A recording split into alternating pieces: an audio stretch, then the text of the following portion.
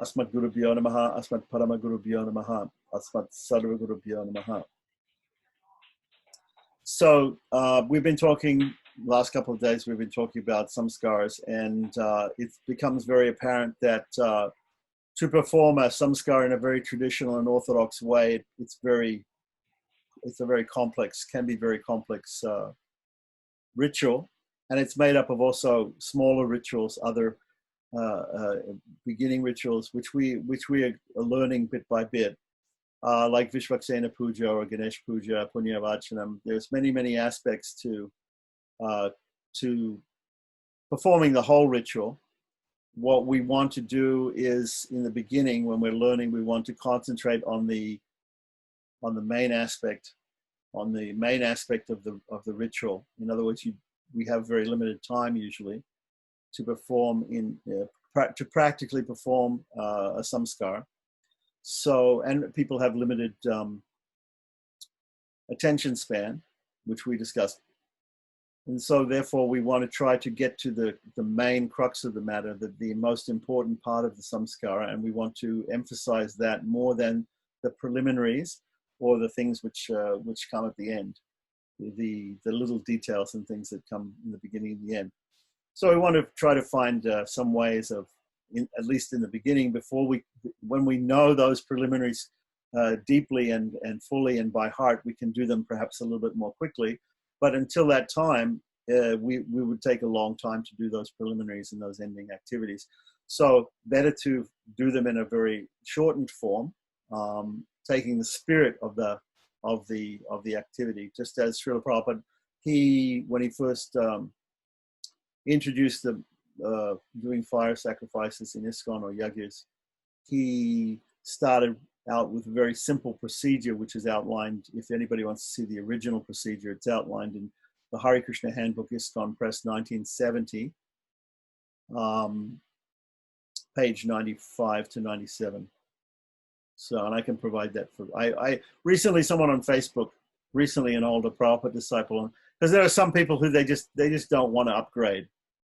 Okay, they're Windows XP people. They learned a certain way in the 60s and 70s, and they don't want to change, and they have the as it is, no change doctrine. There's a no change doctrine in ISKCON, and change is bad. Change is bad. Change isn't always bad. Let me put it that way. Change isn't always bad, in my opinion. So anybody that tells you that change is bad, tell them to go back to the world before penicillin. Okay, so change is not always bad. Change can be good. All right. The problem is sometimes we always have to keep the essence of something. So the essence, as we discuss very often, the essence of everything is to be Krishna conscious and to always remember the Lord and never forget Him. So if the essence gets lost, yes, I agree, change can be bad. But you can lose the essence by hanging on to. So being too much attached to not upgrading. Sometimes in computer terms, if you're too much attached to using old legacy fonts instead of switching to Unicode, which is a 1980s, mid-1980s initiative by the computer industry. So if you're still doing those diacritics using your old Balaram legacy font, then nobody's going to be able to see them properly today. So, yeah, if you have, if you're still using, Netscape 1 or, Windows XP, you can't expect to get the same benefit from the World Wide Web that you will today using a modern browser or a modern operating system. Okay, so I'm just giving you an example. So so we have two types of people. We have people who are conservative, and we have people who are progressive, right? So we want to make a happy medium. We want to be progressive in the fact that we want to do things in a better way, to be a more Krishna conscious way, but we also want to be conservative. We don't want to throw the scriptures and all the old methods out completely. But we have to be practical, I think at one point Prabhupada Pradyumna was asking Prabhupada, should we follow everything in Hari Bhakti Vilas? And Prabhupada said, if I gave you all the rules and regulations, probably you wouldn't even get out of the bathroom in the morning. There'd be so many rules to do, and I mean, it's true. It's true. If you have to take a bath, if you have to go find, how many of us can go find a well or a river or bathe? I mean, I can do it. I'm in Hawaii, but go to the sea and take a ritual bath in the way it's supposed to be done. And so, right from there, but at the same time, so everybody has their own level of the possibility of being orthodox or being conservative, and we have to introduce some progressive ideas and some progressive notions also. And you see that in India too. It's not just in amongst foreign Vaishnavas that people are being progressive. In India also, they have women priests in India now. They have people do Sandhya Vandanam. They do noonday Sandhya Vandanam. They do it in the morning before they go to the office. People ride motorcycles. Okay, they have tilak on their helmet. But they take modern things and adapt them. Everybody's using internet. Everybody's using the cell phones. It used to be when I first went to India, you could not take a picture of a deity in a temple. That was completely forbidden because the idea was what? The idea was you're going to take a picture of the deity. The picture of the deity is actually non-different from the deity. The deity's name, the deity's form is non-different from the deity. So what are you going to do with that picture? You're going to develop a picture and you're going to keep it.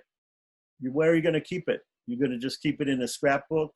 Are you going to worship it? It's not different from the deity. So are you going to be offensive to that picture? We don't know. So we don't let you take a picture of our deity.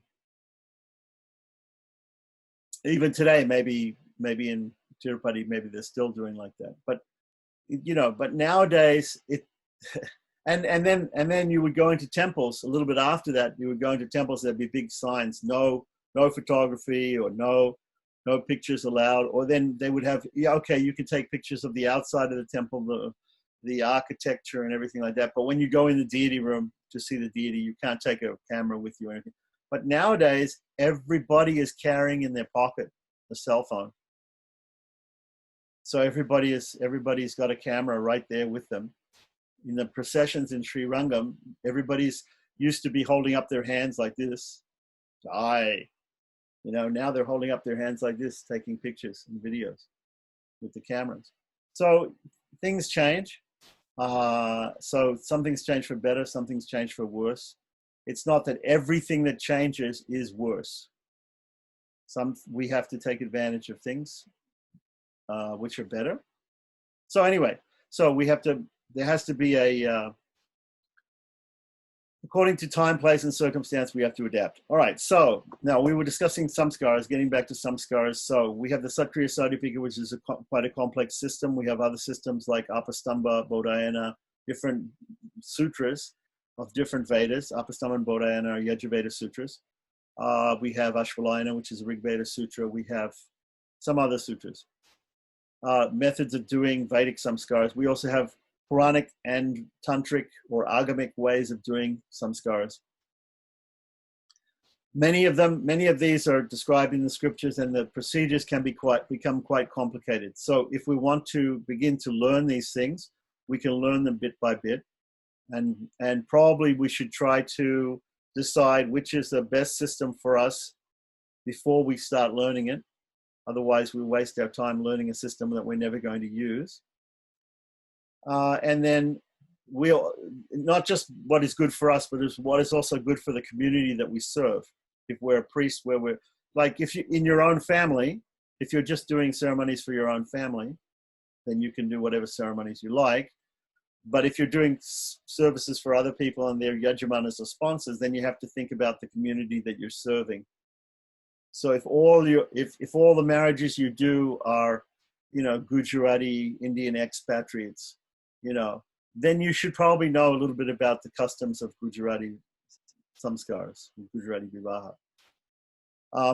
So there are some slight differences and things like that. So, okay, so getting back to the point of things being very complicated normally in the historical, and not wanting to overburden ourselves to start performing samskaras when we don't know certain things. We have to first of all find out what level we're on and what things we already know, what things we can easily learn, and adapt those things to the process, at least the process of the preliminaries and the ending part of the samskara. The middle part of the samskara should be usually is not that big, so we can probably take that from, if we're following Satkriya Sara, we can probably take that from Satkriya Sara and we continue. So one such attempt at doing that is a hybrid system, is this book, the Book of Samskaras, which is done by some European devotees. It's a nice book. I have it. It's a nice book. And we could just have a look and see what they say about certain things. So they have half the book is a philosophy, or is a doctrine behind the samskaras. And the last part of the book is the actual practical. So we don't need to go into more philosophy about samskaras right now. But we can talk more about the practical side of it. So he's saying here on page 165, if anybody's got the book, he's saying here, prior to the performance of a yajna, Lord Vishnu and the Pita, I think he means Pitris, the Pitris, meaning the ancestors, should be worshipped. The Vaishnava worship the deities, Archavigraha. The Vaishnava worship the deities, Archavigraha, or Vishnu Tattva, and the Guru Parampara. Okay, so here he's identifying the Pitris, or the ancestors. Usually we think of our ancestors as the people in our family who came before us. But in this case, Vaishnavas are identifying the Guru Parampara as their family, as their spiritual family. So then he says, when the samskara is performed in the temple, the pujari executes the regular morning puja of the deities. So whether a samskara should be done in a temple or should be done in a separate place, that's another discussion. But a lot of times, in a lot of circumstances, we don't have a separate place. Sometimes we do have a separate place, and normally we don't do our own personal family samskaras in a temple. The purpose of a temple is for the community to worship the Lord. It's not for the Lord to sit around and watch you do your own household ceremonies. So normally in India, there's a separate pavilion for that, a separate hall for that. But in case there are communities where there's only one big hall and that's the temple room, then it can be done in a temple room, either with the deities closed or the deities open. There might be some rules in different places about doing samskaras in front of the deity. If I'm going to do something in the temple, I would like to have the deity open, but we have to also be accommodating of the worship of the deity, and we also should not neglect the deity. Sometimes when you're in the temple room, if something else is happening in the temple room, we tend to turn our backs, or we tend to disregard what's happening with the deity. At that time, we should just close the deity's curtains. Or if there has to be some special worship or offering of a bhoga or whatever it is, or even arti, if it's disturbing to the ceremony, then we can just have the curtain closed. In other words, in a temple, we should not act in such a way as so the Lord is disturbed by what we're doing. Okay, so of course, when we're doing an initiation ceremony or something like that, sometimes people want to do things in front of the deity, and people feel also that one of the reasons we do samskaras is to psychologically imprint on people's minds that they're doing something, and they're going from one stage of their life to another stage, or they're promising something, they're making some vow. So we know that making a vow in front of the deities, making a wrong vow is not right, and it's not good to make a vow and break the vow. But it's also, we know the story of Shakshi Gopal, where somebody made a vow in front of a deity, and the other person held him to that promise and said, no, you know, the deity is a witness and you have to keep your promise that you made in front of the deity. So a lot of times people, especially with initiations, but also sometimes with marriages and things, they like to do it in front of the deity because they feel like if they've made some commitment in front of the deity, then it's a stronger commitment than if they did it in somewhere else. Okay. So here he's saying something about the beneficiary or the yajamana should be requested to pay for the expenses of the morning puja for this day. Okay, so that's up to the local temple authorities. If you're doing it in a temple, obviously you should be giving some donation to the temple for use of the temple. And if you're doing it in a marriage hall or some other facility, you know, you're going to have to rent the place. You're going to have to cater the place, you know, if you want prasadam there. So all of those things cost money, and the same thing with the hiring of the priest and his assistants. There's some dakshina which is given to the sacrificial fee, which needs to be given to them. We know from Bhagavad Gita clearly says that sacrifice in the mode of goodness is done at the correct time, with the correct participants, using the correct procedure with the correct mantras, and also includes the sacrificial fee being given to the priest. So if any of those parts are not there, then the sacrifice is not considered in the mode of goodness. And we generally consider that if you don't give dakshina to the priest gets the benefit of the ceremony and not the yajamana. Okay, so anyway, if the samskara is performed at home of a priest who's living outside, then he should do the worship of his murti, his home deity or shalagram shila, and offer them some bhoga, and then offer the holy remnants to the Guru Parampara. So now he's suggesting how we should worship the Guru Parampara. So this is an interesting point, that we offer things to the Guru Parampara which are already offered. They're already prasadam items we offer to the Guru Parampara. We don't normally offer bhoga or unoffered items to the Guru Parampara.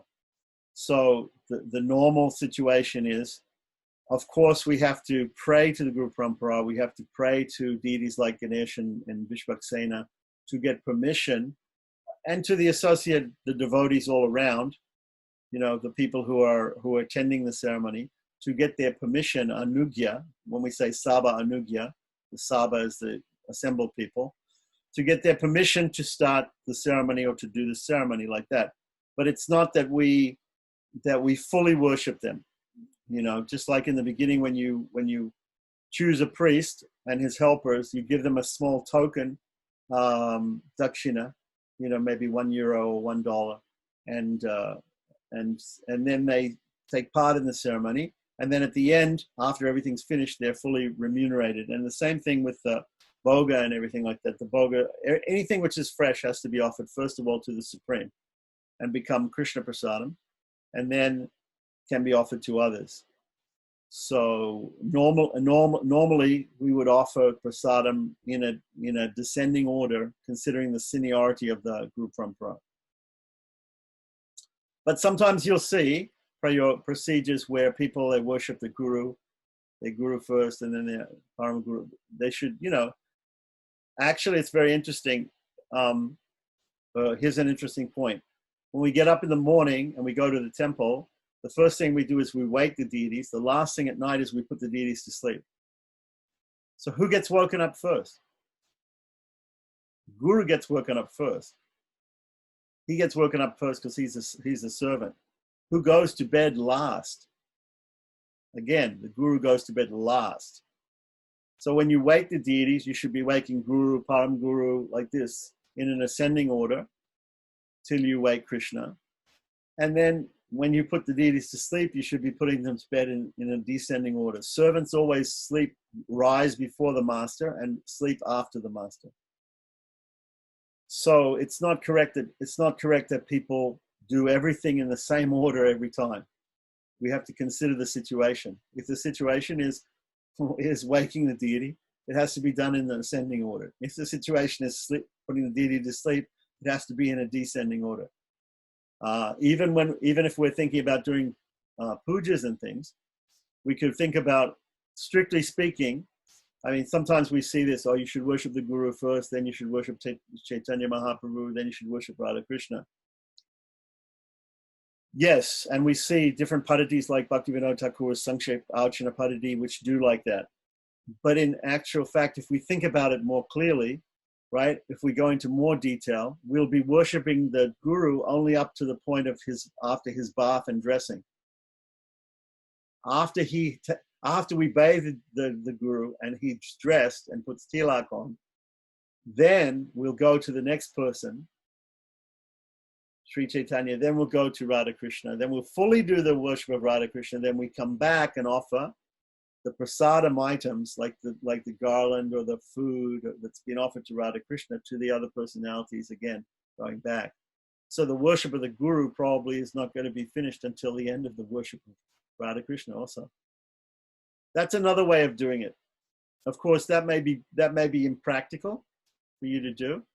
So in that case, you have separate items and you do separate worship of the Guru, separate worship of Chaitanya, separate worship of Radha Krishna. So just like that. Okay, so anyway, we're getting a bit off the track here, but Guru Parampara, we have to respect the Guru Parampara. Now, what is an easy way to respect the Guru Parampara before we start? The way that all devotees know to respect the Guru Parampara, the simplest way is the way I started this video. Asmat Gurubhyo Namaha. I offer my respects to all the Gurus. Now, I say Asmat Gurubhyo Namaha means respects to all my Gurus. Asmat Parama Gurubhyo Namaha means respect to all their Gurus. And Asmat Sarva Gurubhyo Namaha means respect to all Gurus. So I think with that, that's why I do that, because it covers every base. However, this is very simple, and sometimes we know that we can do it in a more complicated way than that. So a little bit more complicated than that would be to chant the actual pranam mantras, in Tamil we say Taniyans, of the particular Gurus. So we could do that. And in ISKCON and Gaudiya Math, they have this Mangala Charanam, Vandeham Sri Guru, Sri Padakamalam, Sri Gurun Vaishnavam, like that. Om Agyanti Mirandasya, like that. Yananjana Shalakaya Chaksuramanitamnena. If you don't want to go through the whole thing, if it's going to take you a long time to chant those mantras, and we all know those mantras, but if it's going to take you a long time, then you can just simply the pranams to your Guru. Namam Vishnupadaya Krishna Prasthaya Bhutale Srimate Bhaktivedanta Swamini Tinamani. Namaste Saraswati Devi, Gauravani Pracharini, Nirvishesha Shunyavadi, Paschatya, and think about all the Guru Parampara. Thinking about the Guru Parampara is done by every Vaishnava, should be done by every Vaishnava after they put on tilak in the morning. You get up, you take bath, you put on tilak, and after you do that, the very first thing you do is what we call Guru Parampara Anusandanam. Anusandanam means remembering the Guru Parampara and taking permission for them to go about your daily activities.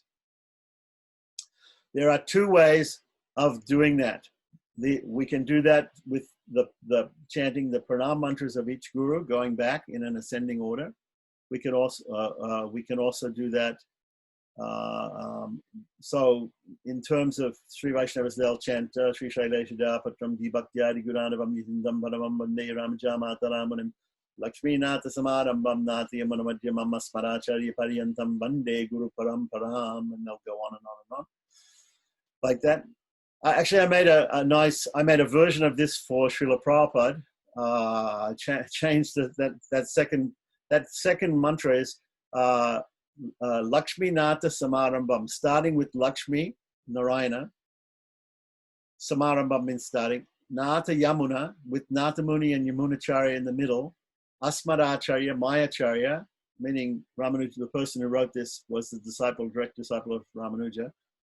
Ending with my Mayacharya, Ramanuja, I Vande Guru Paramparam, I offer my respects to that Guru Parampara. So many people have taken, many sects, even Mayavadis, different people have taken that very famous verse, and they've changed it and they've made it for their own Vande Guru Parampara to their Shaiva Guru Parampara. they've used it like that. So I took that and I changed it to be for the Prabhupada and that Guru Parampara, and I changed it like this. I said, Radha Krishna Samarambham, starting with Radha Krishna. Krishna Chaitanya Madhyamam, with Sri Krishna Chaitanya Mahaprabhu in the middle. Bhakti Vedanta Paryantam, and you can insert your own guru's name there. Bhakti Vedanta Paryantam at the end, Bhakti Vedanta Swami. Vande Guru Paramparam. So that Guru Parampara I remember, and I offer my obeisances to that. So that's another way of doing it. So we can do it with slokas, Namam Vishnu Padaya, or we can do this Radha Krishna Samarambham, whatever we want to do. There's another way where we just do very quickly, like I'm doing the Asmad Guru Namaha, Asmad Guru Namaha, Asmad Parama Guru Namaha, Asmad Guru Namaha, Asmad Parama Guru Namaha, Asmad Sarva Guru Namaha, Shrimati Ramanuja Namaha, Shrimati Parankushadasa Namaha, Shrimati Gururamaya Namaha, Shrimati Ramishra Namaha, Shrimati Sadakovaya Namaha, Shrimati Vishwaksena Namaha, Shri Namaha, Shri Dharaya Namaha, and it goes back to Shri Dharaya Namaha, means the Supreme Personality of Godhead, Shri Dhara. Okay, that's another way of doing it. It's a little quicker because you're not actually saying the full pranam mantra, but you're just saying, for instance, you would say Bhakti Vedantaya Namaha, Bhakti Siddhantaya Namaha, Gorakishoraya Namaha, like that. And say the whole Guru Parampara like that. That's also possible. If somebody wants me to write that out for the Gaudiya Vaishnava Guru Parampara, I can do that. It's very simple, Bhakti Vedantaya Namaha, Bhakti Siddhantaya Namaha, Gorakishoraya Namaha. You can do it like that. Very quick. But normally, so that, question? Well, I just wanted to tell you that I've been using that one, but I didn't realize that I should insert my spiritual master's name in it. But I've been using. Well, you don't have to. You don't have to because, in a sense, I mean, we have to remember when I say Asmad Gurubhyo Namaha, obeisances to my gurus, I'm including my Diksha gurus and my Shiksha gurus. Right? Just like we saw yesterday, we were looking in the Vaishnava Homa of Sakriya Sadipika, and it said Diksha Gurave Swaha, and then it said Shiksha Gurubhyaha Swaha. So I pointed out that Diksha Gurave is singular, because you have one Diksha Guru, and Shiksha Gurubhyaha is plural. You have many Shiksha gurus. So when you say Asmad Gurubhyo Namaha, that's plural. It means obeisances to all my gurus. So if you are looking at a Guru Parampara, you could also use Prabhupada at the end. I mean, people, you can either change it like Deva Rishi in Nigeria. He asked me, how can I change the third line and put my guru's name in there? So his guru is this Bhakti Dhamodara Damodar or something, Goswami or Swami. Anyway, so I told. It has to have the same amount of syllables, right? Yeah, so you have to know how to make the verse. That's all. So I said to him, Radha Krishna Samarambham, Krishna Chaitanya Madhyamam, Sri Damodara Paryantam, Vande Guru Paramparam. He said he thought he was telling me Dhira Damodara Paryantam. I said too many syllables. So I said, instead of Dhira, just put Sri Damodara Paryantam, and that'll work. Because if you put Dhira, you could put Dhira Damodara, but then you have to change Paryantam to some other shorter word, because otherwise if it goes more than 8 syllables, it won't be correct. And the Sanskrit has to be correct, also the tenses. So, I've made a few pranam mantras for different gurus in this club. Bhakti Tirtha Swami and different people. So you have to just make sure it's correct. That's all. Yeah.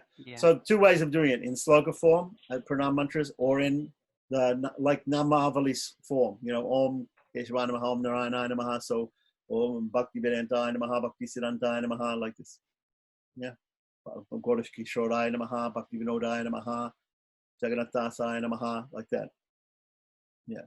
So that's the way we worship the Guru Parampara. Now, worshiping the Guru Parampara, he says here, he's saying we want to do some worship of Krishna first, or Shalagam first in the house, and have some food and some items that are prasadam and to offer to the Guru Parampara.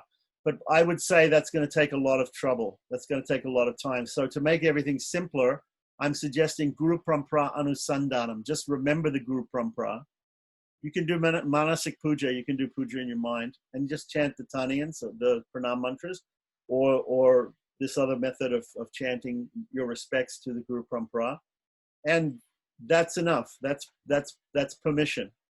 Then you should meditate on getting permission from them. So this is a way we can start. So I think everybody can decide. You can decide which way is easiest for you, or which way you like. You can write it out, and then you can tell me some other time. You can tell me how you're going to do it.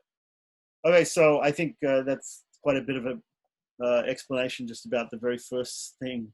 So we should probably move on.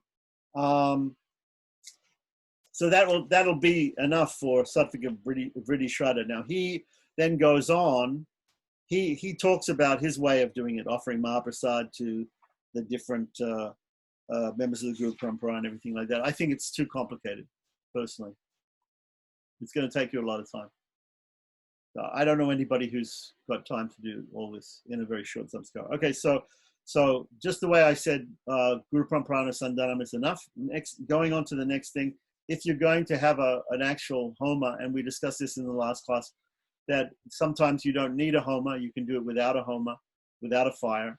But if you do a fire, then you have to set up everything for the fire. So he gives on pages 166 through 160, looks like through 168, he explains how to set up a fire. So that's valuable. You can look at that. We don't need to look at it right now, but it's a valuable thing. I'm not sure that I agree with all the items that he gets together, and I'm not sure that you need all these different colored dyes and fruits and vegetables and things. Sometimes ISKCON fire ceremonies look like a bit of a greengrocer's shop. But no, it's you know, it's nice to offer fruits into the fire like that. If you just want to decorate, you know, that's okay. A lot of times people will ask me, okay, the fruit that's on the side of the fire, is it prasadam or is it not prasadam at the end, like that? It depends upon your mentality, I think, you know. If you think that you're offering everything to Lord Vishnu, then yes, it's prasadam. If you think that Lord Vishnu's mouth is the actual flames, then you should probably put it all in his mouth if you want to consider it to be offered. So in order to avoid confusion, probably we should try to limit the amount of fruit, you know, on the outside, and just try to put all the food. I mean, I like to put things into the fire to offer it actually but you know, it's up to you. If your mentality is by putting it there, you're offering it to Lord Vishnu, then okay, that's fine. I have no problem with that. Okay, so then he's going to explain about Kushandika or Agnimukama, starting on the sacrificial fire. He starts off with Achmana. I don't think we need to go through Achmana. Then he has Asana Stapana. I think, do we need to go through that? That's a very simple procedure of purifying the asana and sitting down. Preparing the kunda. You know, the kunda should already be prepared. If you have to go through some Kushandika of drawing lines and things on the kunda, you can do that. You know, you can look in Sakriyasara if you want to follow that system or some other system. Depending on the ceremony, you can do that. Okay, so then what's he got? He talks about 4 Vedas, having pots in the 4 corners representing the 4 Vedas. I would say originally what Prabhupada did in this case was he designated 4 of his major books to be read in different corners. So we'll see in many old-time ISKCON sacrifices, you would designate a devotee to sit in one corner, read the Bhagavatam, another corner read the Gita, another corner read the Nectar of Devotion, and another corner read the teachings of Lord Chaitanya. This was before Chaitanya Charitamrita came out. I don't know if anybody ever reads Teachings of Lord Chaitanya anymore. It's a good book. So I recommend also reading that book because it's slightly different take on things than Chaitanya Charitamrita. When you read Chaitanya Charitamrita, it's really in detail, and Prabhupada gives things in more broad strokes in Teachings of Lord Chaitanya.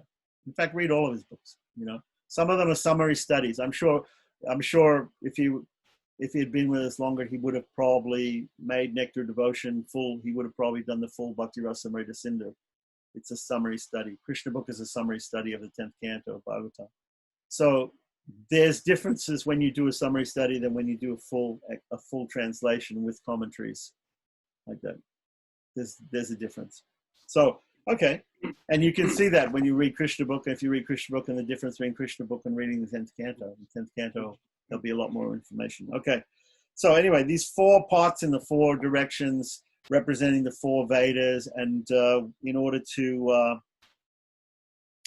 how do we make them 4 Vedas? If you want to do this, you can do it, but how do we invoke the 4 Vedas? Usually what people do is, as a meditation to invoke each Veda, we chant some part of the Veda, of that Veda. So normally they chant the first verse of each Veda, which is also, there's another thing which people do every day, Brahmins are supposed to do every day, called Brahma Yajna, which means it's the yajna or the sacrifice of Brahman, of spiritual knowledge. And therefore, what a Brahmin is supposed to do at that time, he's supposed to recite a small part of each text that he's studying, not just the Vedas, but any text that he's studying. I have a very complex version, and I have some very simple versions of Brahma Yajna, if people want to practice it. But the simplest version of Brahma Yajna is that people recite the first 4 verses of each, the first verse of each four of the 4 Vedas. You know, other things can be recited too. Whatever you're studying, first verse, you know, whatever verse you're up to, also not necessarily the first verse. So that's Brahma Yajna. And so to install parts of the different Vedas, if you actually want to do that, as he says here, starting in the east and going clockwise, we always go clockwise because that's auspicious. Anti-clockwise is inauspicious. So when there are some ceremonies which are considered inauspicious, we go anti-clockwise. But in clockwise, pradakshina, the word pradakshina means south. Pradakshina means going towards the south. So if you're facing east and you go towards the south, you're going clockwise. Okay. So from the east, going clockwise, 4 Vedas: Rig Veda, Yajurveda, Samaveda, Atharvaveda. So chant the first verse of each one, invoke, you know, Om Rig Vedaya Namaha Avahyami Stapayami, or, you know, or you could do it more elaborately, Om Bhur Rig Vedam Avahyami, Om Bhava Rig Vedam Avahyami, Om Sava Rig Vedam Avahyami, Om Bhurvava Suvaha Rig Vedam Avahyami, like that. And you could offer worship to them too, Sarasvacharas. Rig Vedaya Namaha Dhyayami, Dhyanam Samapyami Avahyami, Hariyo Padyam Samapyami, Hastayo Agyam Samapyami, Mukhyachmi Samapyami, all the way up to, you know, Mahanavedyam Navedyami, you know, and offer a Kamphara Arti. You can do whatever you want. So my suggestion is that if you're going to do this, actually invoke the Vedas and do a worship of the Vedas like that. It's a very simple thing. Later on, if we talk about Mandapa Pratishta, we'll see that there are Veda pots at the different doors, and they do get worshipped. But you know what? In a very simple, basic samskara, I think no reason to have Veda pots if you don't want to. If you want to do the old-fashioned thing where Prabhupada said have devotees sitting and chanting or reading from the different texts in the corners, that's an ISKCON tradition. If you want to do that, you can do that also. And there's nothing wrong with that. In fact, I've been to many ceremonies where, for instance, I went to Hanuman Pratishta in installation in Hyderabad a few years ago with His Holiness Chinnajir. And they invited a lot of people to come. And some of them were just there to read the scriptures during the ceremony. Some of them were just there to read the scriptures during the ceremony. So you had these devotees who were sitting and reading from Ramayana.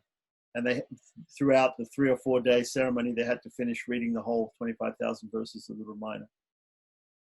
So, yeah, because it's Hanuman, so they're reading Ramayana. So maybe if it's Krishna, they're reading Bhagavad Gita or they're reading something.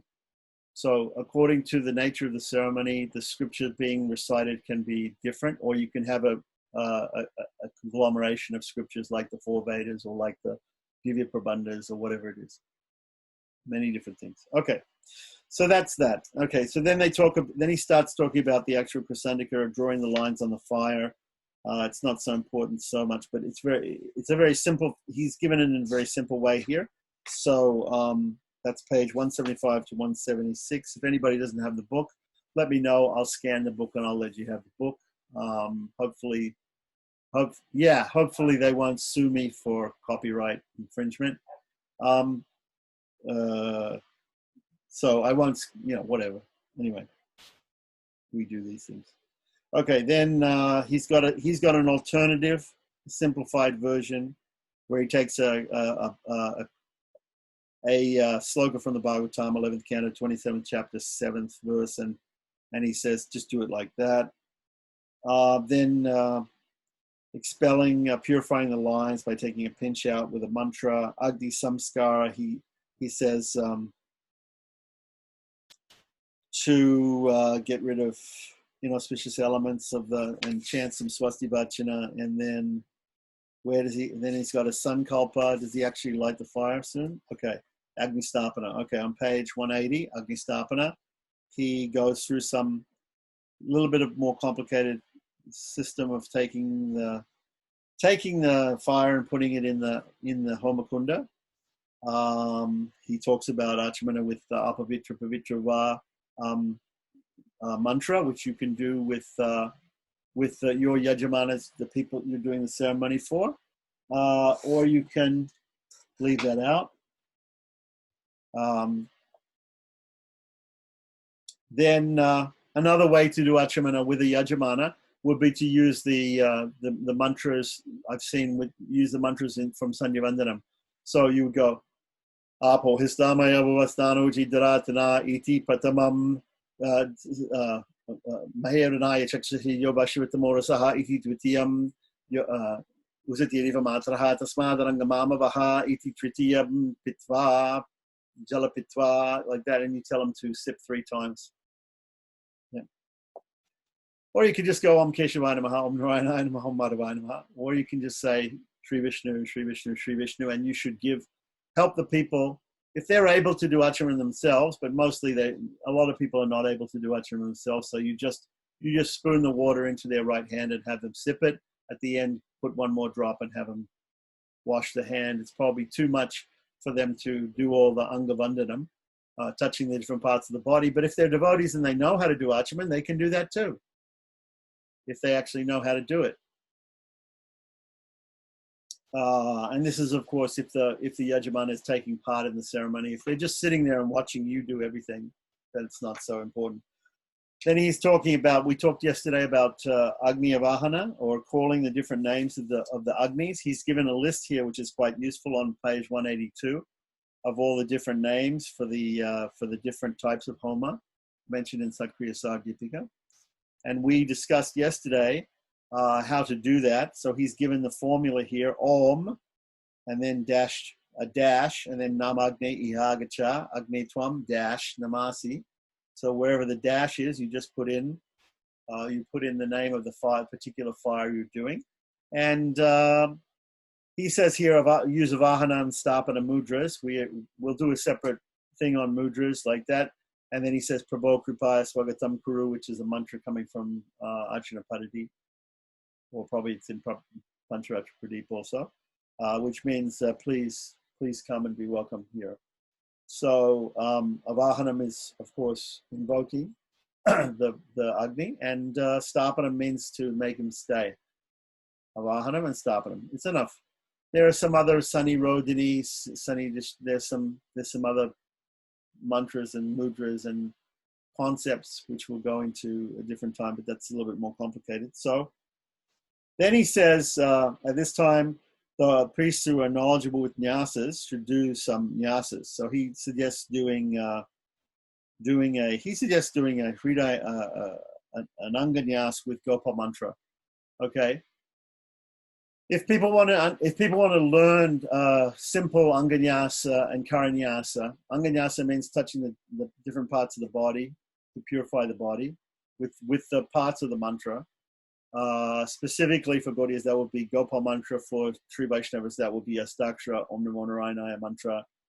It could be some other mantra, depending upon the prayoga, and depending if it's in a temple or if it's in the house, or depending what sampradaya these people are in and what they're following. This is, of course, not a Vedic thing. So, since the essence of the samskaras are usually Vedic, all this stuff is separate, and it can be done. It doesn't need to be done as part of the Vedic ceremony.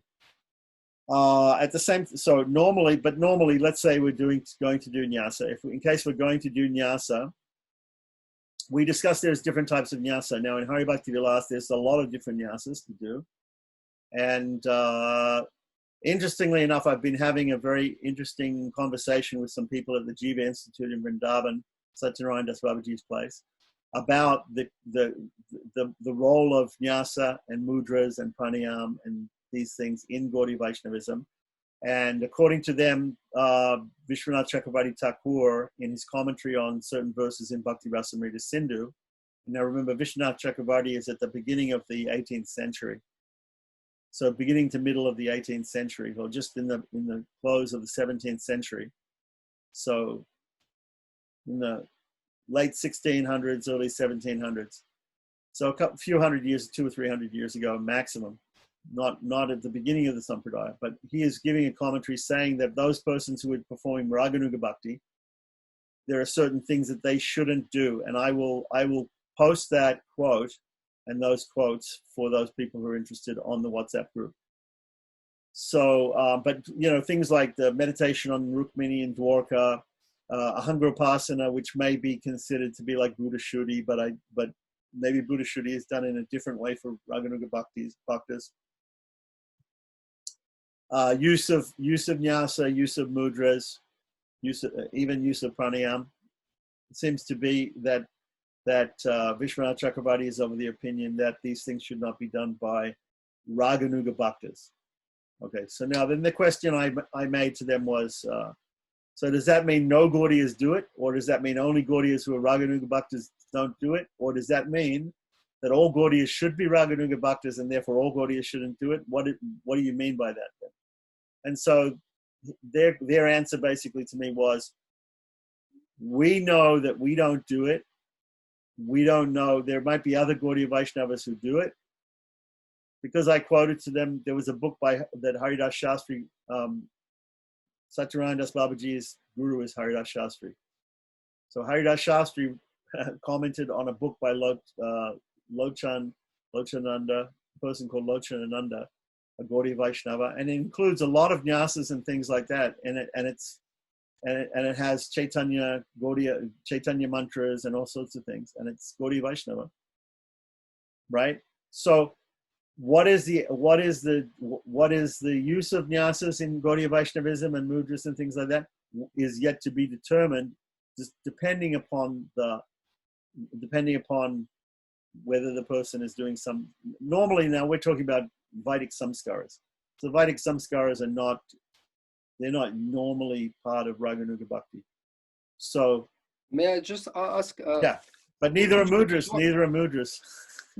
Yeah, so I would be interested in a short list of these tantric practices, like you said, nyasas, mudras, and what would be What you mean? What's excluded? What's excluded for Gaudiya Vaishnavas?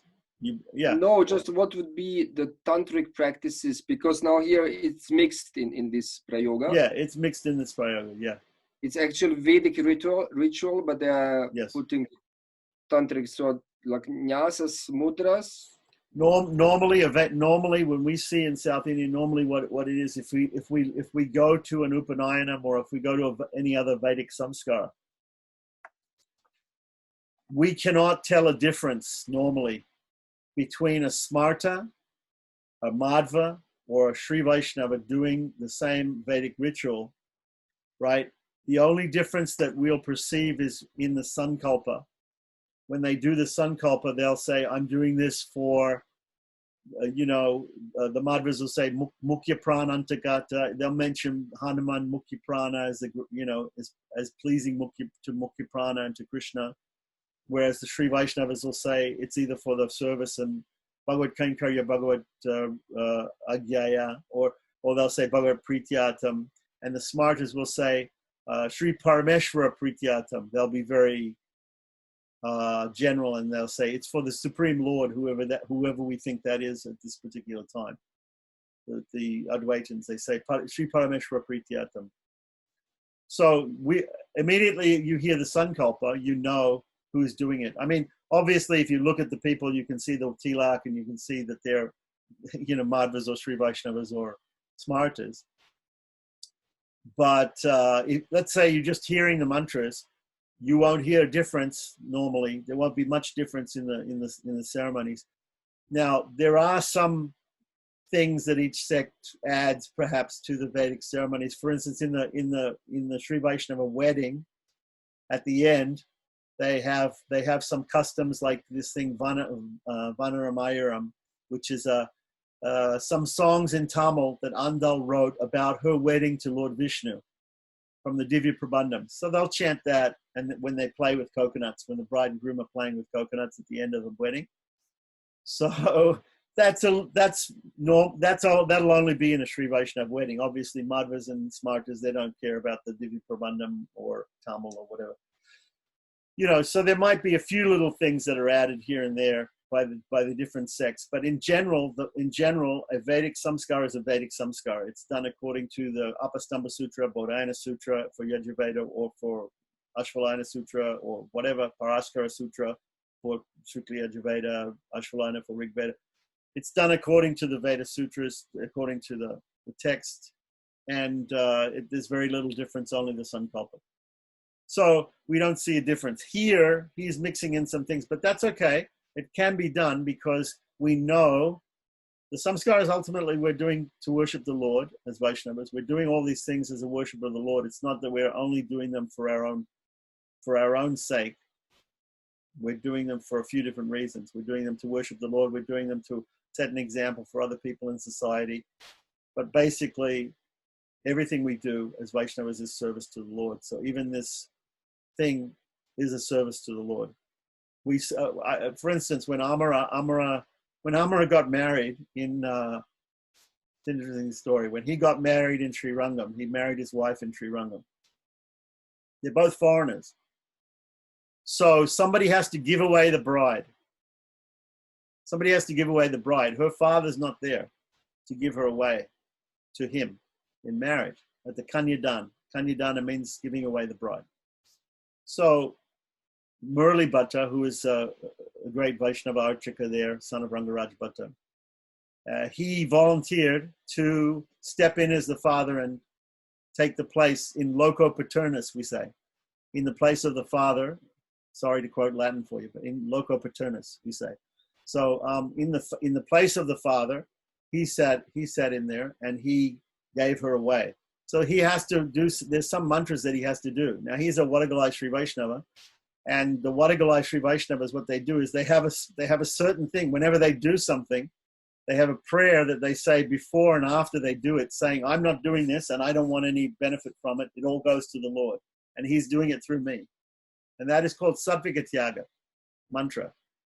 So he has to say, Bhagavaneva Svanayamya Surupasthiti Pravidishvisheshiteka Rasena Nina Atmana Karcha Swakeshu Pakanane Swaradanaika Prayojanaya Paramapurusha Sarvasheshi Shriyapati Sosheshi Bhutamidam Kanyadanas Akyam Swasmai Swaprite Swameva Karayati.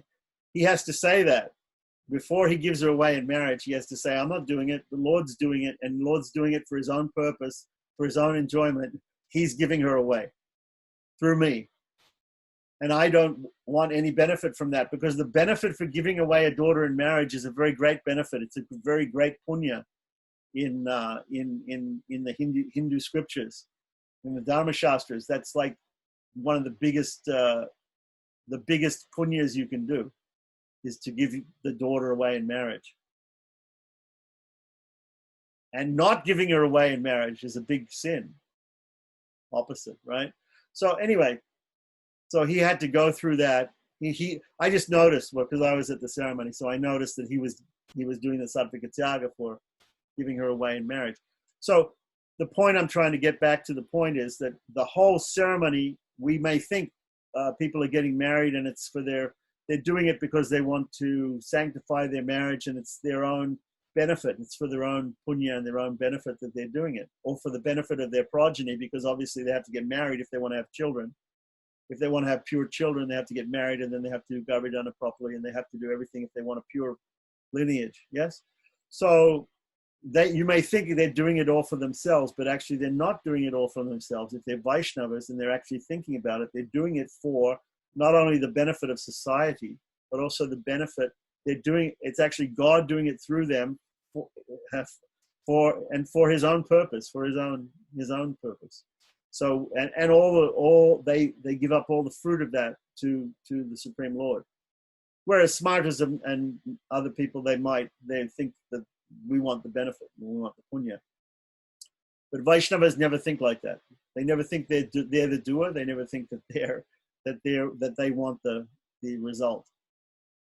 Okay, so that's just an aside. That's a philosophical thing. But anyway, so here we have a mixture, just as we know in the Bhagavatam 10th canto, 11th canto, 27th chapter, Lord Krishna's instructions on deity worship. He explains he can be worshipped in 3 ways. So because we understand that all these samskaras are actually worship of the Supreme Lord, and not just ceremonies that we're doing for our own punya, but they're actually worship of the Supreme Lord, right? Some people say, well, this marriage has got nothing to do with devotional service. It is devotional service because we see it as the Lord doing it through us, worship for his own purpose. So it is, we consider it to be like that. So because it's considered like that, because it's considered the worship of the Supreme Lord, therefore, it can be done in 3 different ways. Because we know in the Bhagavatam it says the Supreme Lord's worship can be done in 3 different ways. Vedic, purely Vedic, Tantric or Agamic, and a mixture. So here we see what he's doing is a mixture. Now to get back to the point, we're talking about nyasa. There's 2 types of nyasa. Well, there's many types of nyasa in Hari Bhakti Vilas, but basically let's divide them up into 2. There's one type of nyasa that you do the mantra nyasa before each mantra. You remember the rishi of the mantra, the seer of the mantra, the purpose of the mantra. What should come next is the meter of the mantra, the deity of the mantra that the mantra addresses, and the purpose of Viniyoga. So that's the rishi, chanda, devata, and the Viniyoga of the mantra. You should remember all those things. And why should you do that? You should do that because in Chandogya Upanishad it says if you don't do that, your head will explode, or your head will fall off. I mean, it says in Chandogya Upanishad, there's a discussion that there was one person and he saw the priests were doing some sacrifice and he said, do you know the rishi? Do you know the deity? Do you know the meter? Do you know everything, the purpose of this mantra? And they said, no, we don't know. Oh, you should know, because if you don't know, it's all useless. You should know. Now, why should we take this pramana from Chandogya Upanishad seriously, right? The reason should be because in Hari Bhakti Vilas there's actually a verse that says that if you don't know these things, or if you don't do the nyasa of the mantra nyasa, the thing is useless. Now, in this book by the Mayapur Gurukul, they have come up with a little exception rule for that. And they say that in some Narada Purana or some place, I forget where it is now, but there's a little footnote that says you don't need to do the mantra nyasa when you're doing homa. But in fact, in the original, once again, the original Satriya Sardipika, every single mantra is preceded by the mantra nyasa, remembering the rishi, the chanda, the devata, and the Viniyoga of the mantra, doing the nyasa. So that is a major thing which is left out of the ISKCON versions. Okay? So it's up to you if you want to do it or not. Sometimes people do it, sometimes people don't do it, even in other sampradayas. Many times, more orthodox people will always do the mantra nyasa. of the thing. There is a book called Brihad Devata. There's a big, thick book called Brihad Devata. I have it. If you want it, we can get it to you. It shows every single mantra in the Vedas. What is the rishi? Who's the rishi? Who's the devata? What's the meter? Like that. So you can just look it up. So any mantra that you get, that's called Brihad Devata. Okay. All right. So now, getting back to that point. So Hari Bhaktivilas says you should know that, and you should do that. That's also going to add a lot of time to you. So having now told you how important it is to do that, I'm going to say, if you don't want to do it, don't do it, especially in the beginning. Yeah. So, but it's nice. At least you should know it. My standard would be, I would say to people, you should know it. You should know who the seer, and you should know all those things, because the whole idea, like in Upakarma, we are offering tarpanas and different things to the seers who have given us the Vedic mantras, right? We have a debt. We are born in this world. It's called rina. In Sanskrit, it's called rina. We are born in this world in debt.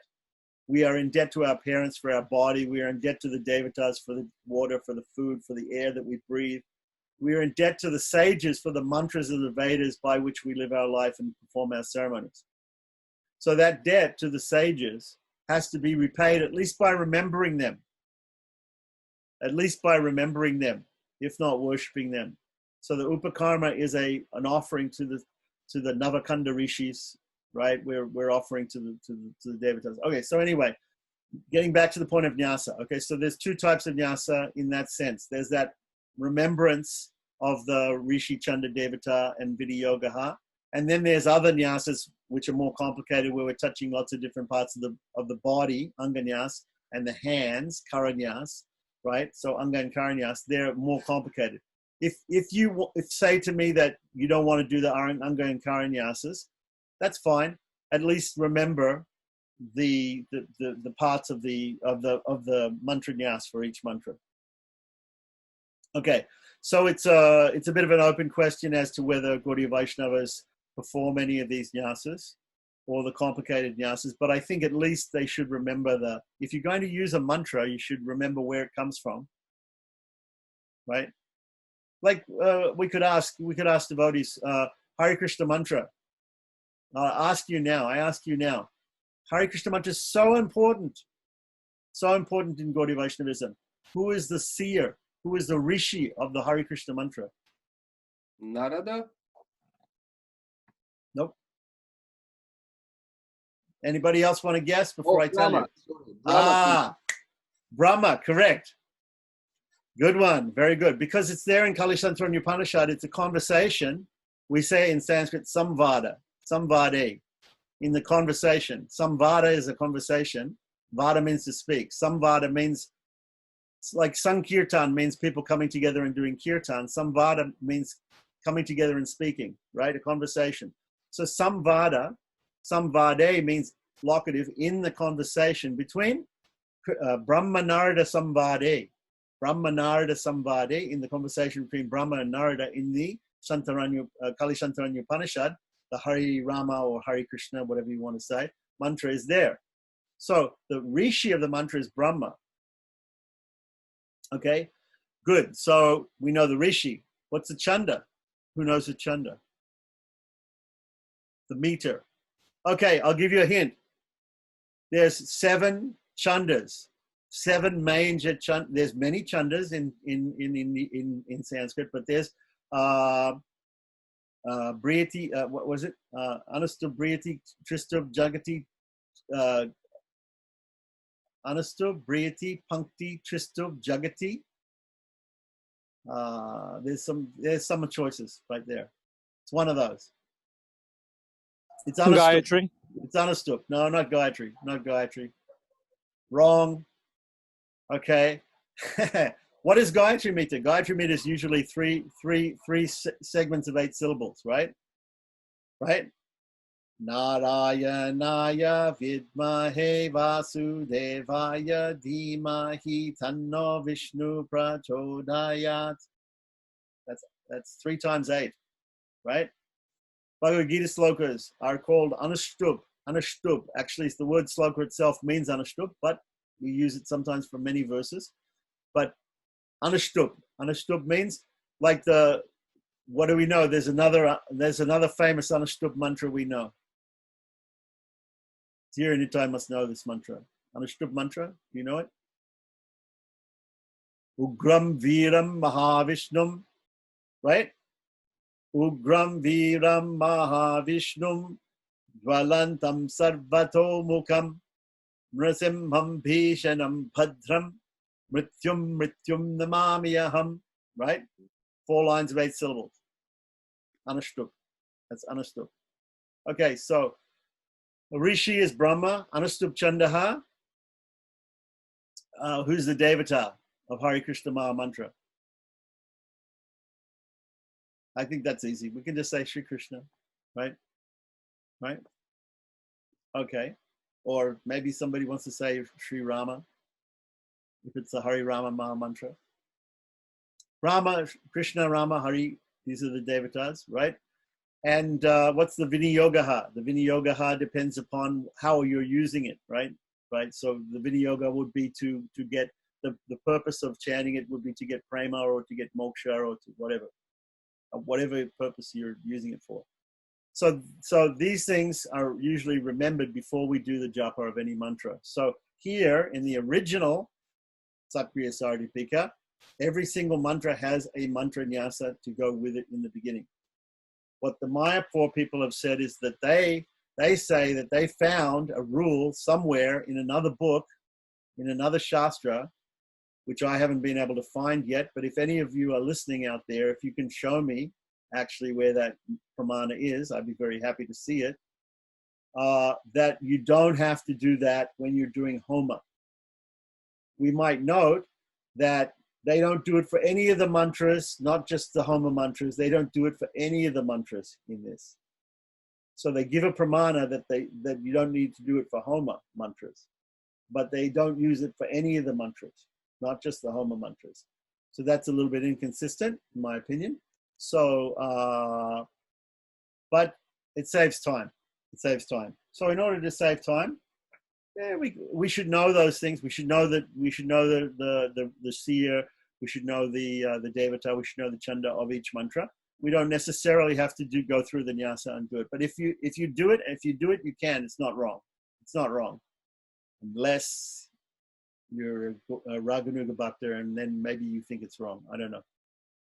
Okay, so that's it. So he goes through this nyasa. If anybody wants to learn how to do the nyasas for Gopal mantra or for any other Gaudiya mantra or for any other even Hare Krishna mantra or even for Sri Vaisnava mantras, any mantras, if you want to know how to do the nyasas for those, and there are books and things we can look it up and we can explain it. So if people want to do that, he's doing it here in the beginning of the ceremony because he feels like he wants to purify himself before he does the ceremony. But in actual fact, before you even call the fire or do anything like that, you probably should do it in the beginning.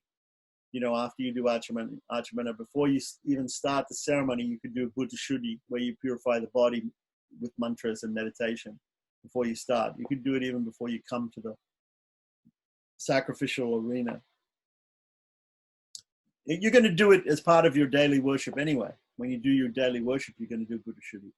So, but normally before doing a ritual, people will do Bhuta Shuddhi. It's described there in Hari Bhakti Vilas. And I think we've gone through Bhuta Shuddhi. We haven't exactly had a class on it, but there are different types of Bhuta Shuddhis. We can talk about it some other time. If people are interested, it's a very important part of ritual. Okay, so then he goes into worshiping the fire. I don't think it's all that necessary, but you can do it if you want to do it. But this mantra nyasa can be done also on the fire. I saw that. Yeah, some people do in Pancharatra. Some people do that. They'll call the fire, and after calling the fire, they do a nyasa on the fire. Yeah, that's part of a vahanam, a part of that you would do with a deity. As we said before, I think we were talking about calling the Lord to be present, or calling a deity, even a devata or even a bhakta or a devotee, a guru or someone, calling them to be present in a particular form and worshipping them. That's called prana pratishta, and part of prana pratishta is this offering of showing of, if it's done in a tantric way or a agamic way, there's mudras and mantras to be said, and some nyasa to be performed on the deity. Or so depending on whether you're calling into a yantra, into water, into a pot, right? Jalesmin sanidim kuru, right? Jalismin means into water. Kumbesmin means into the pot. Yantresmin means into the yantra. Bimbesmin means into the deity. So depending, it's just a slight difference in the mantra that you use, and then the nyasas are the same. You know, Priya Namaha, you know, Sirse Swaha, like the Sikha. Some this is the anganyas performed on the deity after doing a vahan. So we'll do that some other time. Worship of the fire, like I said, I don't think it's all that necessary. Vishnu Stuti, he's got some chanting of prayers. Swasti Nivedana, Aja Samskara, he's got just heating the ghee over the flames. He's also got offering of in different directions to different Mahajans. Right, in Satkriya Sadhupika, it recommends that instead of worshipping the Dik Devatas, the directional deities, that you worship Mahajans like Narada, Kapila, Yama, Bhishma, Sukadev, Janaka, Sadashiva, Prahlad, Baliraj, etc. Then this is quite Vedic. This part, this Vimsati Kashtika Homa, where you take a bundle of 20 sticks and offer it into the fire. Purifying the ghee and the spoons. The ghee and the spoons, once you get the fire going and everything like that, you're going to purify the ghee in some way. Normally it's done, but Trirat Purya, you're done with a kusha grass, 2 kusha grass blades with Brahma Granthi, and you pass it 3 times through it like this, doing certain actions, and then untie the knot, put it in the fire. But in case you don't do that, you can just take the ghee and just heat it a little bit over the flames. Normally what they do is they take a coal from the fire and take it out to the side and have it next to the pot while they do the purification of the ghee.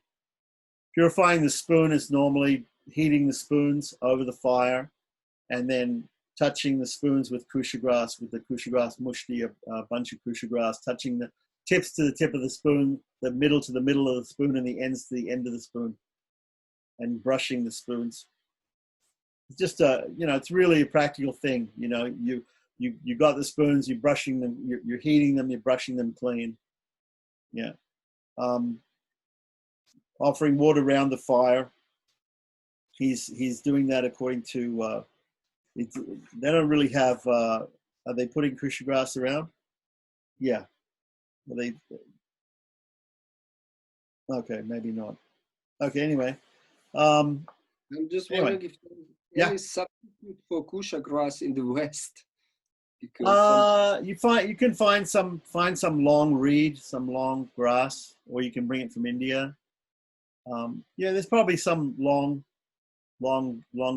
grass that you can use if it's possible. If it's not possible, then just do it by meditation, or bring some from India and keep using it. There's all sorts of rules for when you can pick. Like we have rules for when we can pick tulsi and when we can't pick tulsi. There's also rules for when you can pick darba or kusha and when you can't pick it. And according to when you pick it, there's also a time once a year, there's a time when you can pick it and it lasts longer. It's supposed to, because the normal rule is you're not supposed to use it again and again, but we find that normally people keep using the same things again and again in the West because we don't have we don't have it growing everywhere in the West, so we use the same ones again and again. But some people use the same thing again and again. There's other rules that say if you want to use it again and again, you can use it for this long, and then you have to change it. It's a very complicated thing. I would say just do whatever you can do. If you can get fresh kusha fresh kusha every time, that's the best thing. If you can't, then you have And to. Dharma and kusha is the same. Dharma and kusha is the same. Yeah, yeah. We can look it up in the dictionary, but it's the same.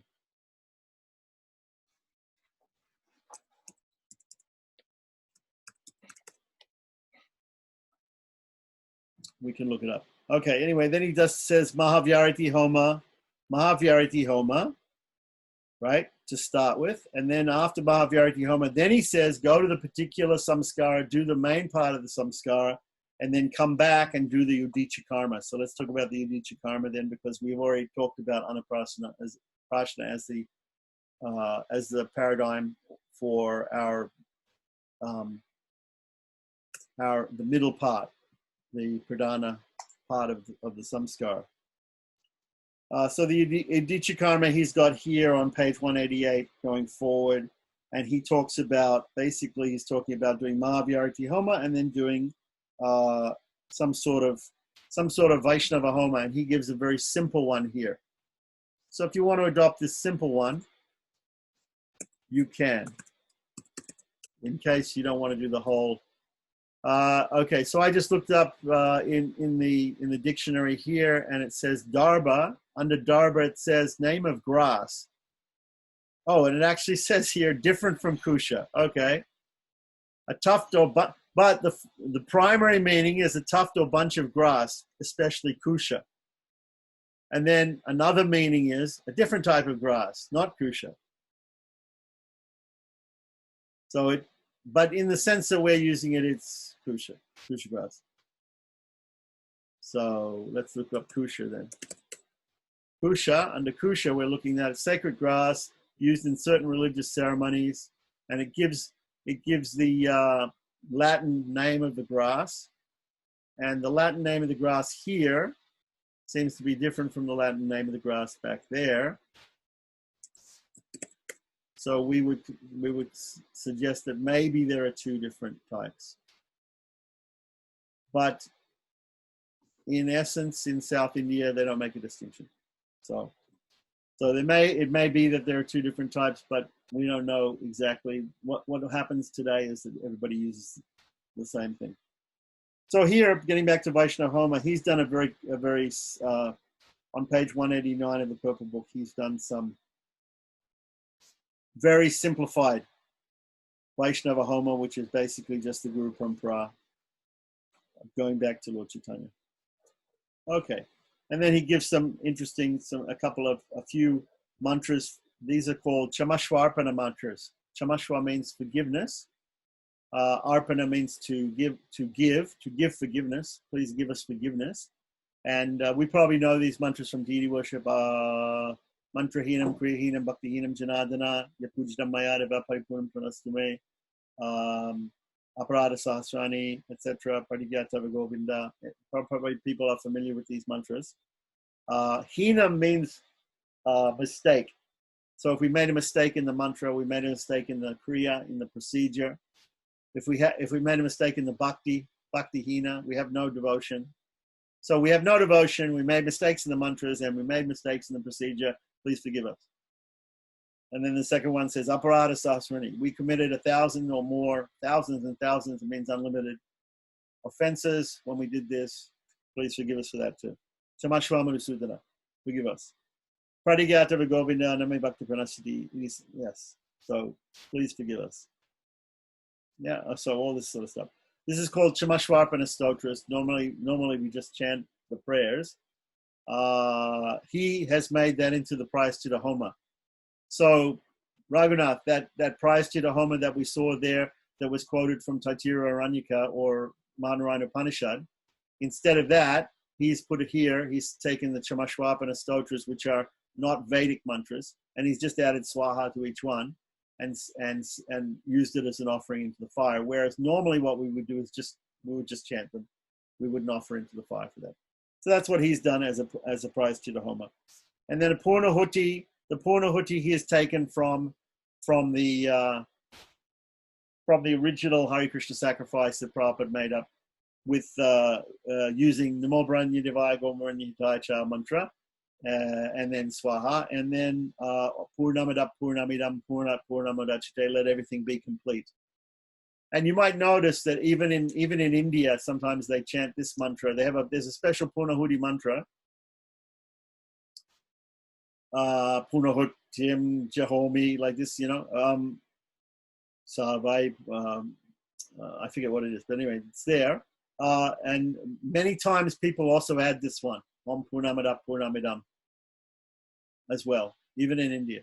Yeah, so that's fine. And then he says offer pranams, which can be done very simply, or it can be more, he quotes from Isa-Upanishad here, last verse of Isa-Upanishad, Agnena Supadarayasman, O Agni.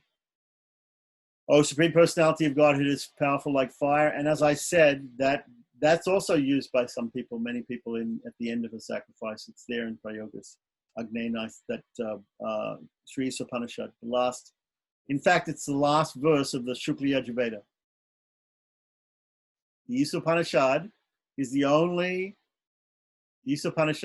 book, the only Upanishad which comes as a part of the Samhita section of the Veda. Sometimes it's called Samhita Upanishad because it comes actually as part of the Samhita, not separate. All other Upanishads are actually separate.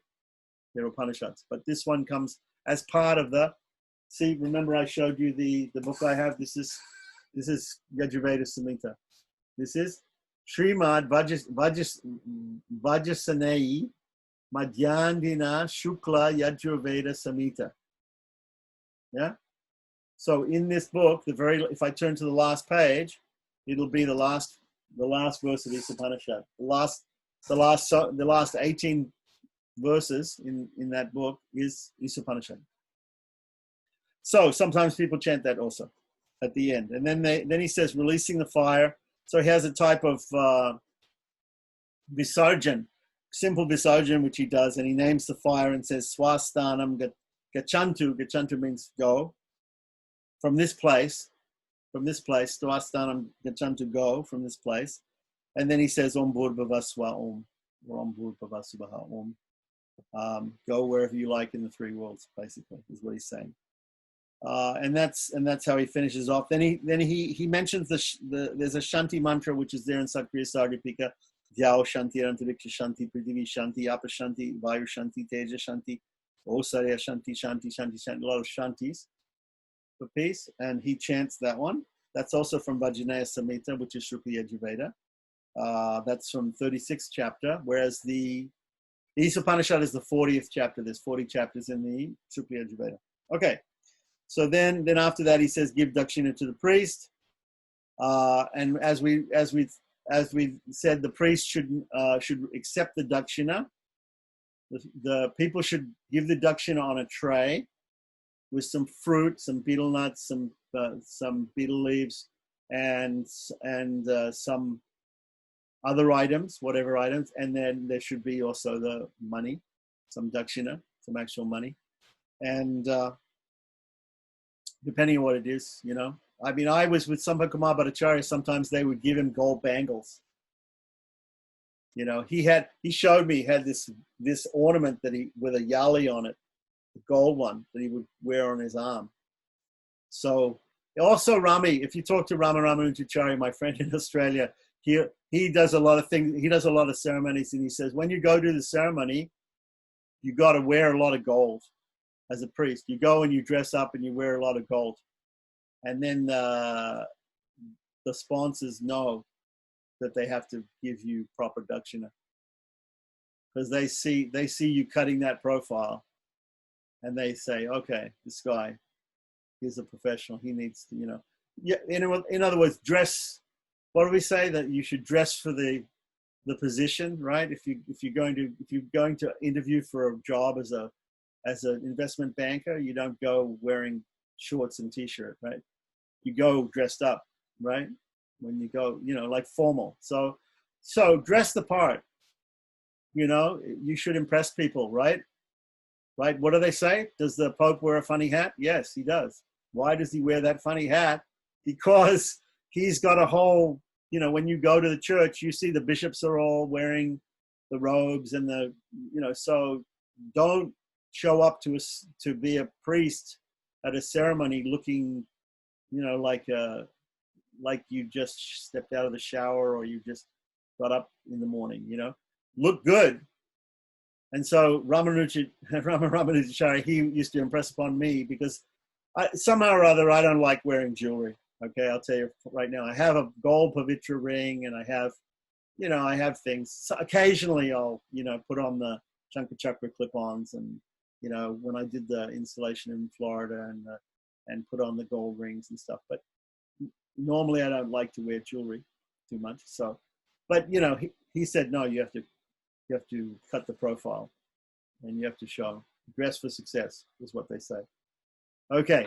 So, oh wow, you have clip-ons. Yeah. I wish I would have thought of that.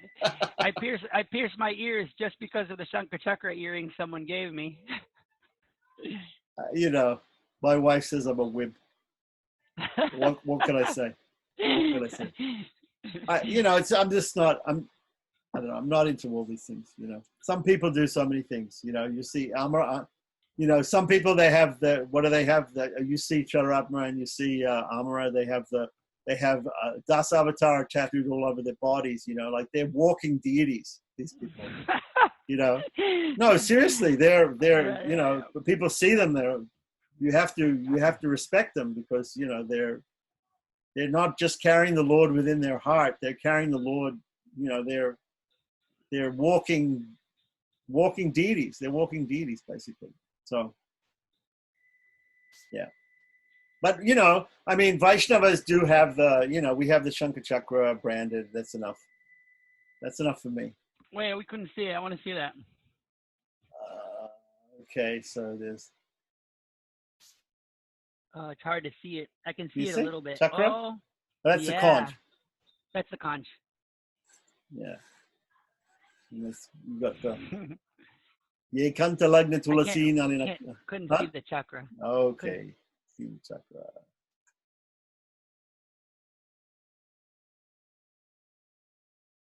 Yeah. Okay. All righty. Show and tell today. All right. So, and then Vaishnava say after the dakshina, then the priest has to give a blessing. And remember, I told you a very simple blessing is you just say, Dirga Ayusham Bhava. Dirga means long, Ayusha means life, Bhava means may you have a long life. Dirga Ayusham, Dirga, put the two words together, Dirga Ayusham Bhava.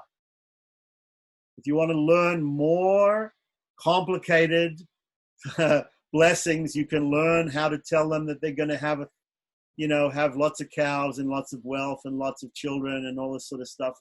If you want, I can give you all the things like that. Personally, like when I'm in Sri Rangam and I pay obeisances to somebody and they start telling me you should have more kids and all this sort of stuff, I go, no, please, it's enough. I'm an old man. Don't give me these blessings. I don't want these blessings.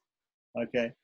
But the blessing mantras, the Ashirwad mantras, they can be done in Sanskrit, but they can be done.